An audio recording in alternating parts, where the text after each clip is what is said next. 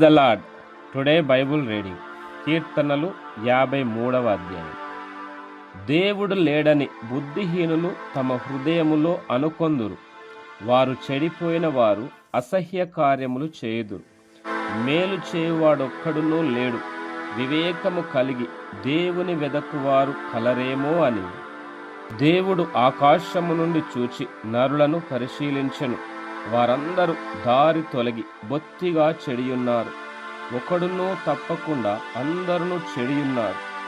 మేలు చేయువారెవరునూ లేరు, ఒక్కడైనను లేడు.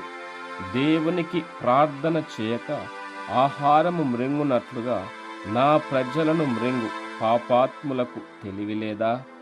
భయకారణము లేని చోట వారు భయక్రాంతులైరి. నన్ను ముట్టడి వేయువారి ఎముకలను దేవుడు చెదరగొట్టియున్నాడు. దేవుడు వారిని ఉపేక్షించెను గనుక నీవు వారిని సిగ్గుపరచితివి.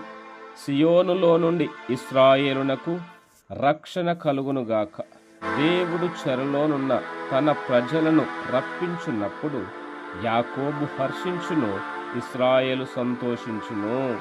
ఆమేన్. God bless you.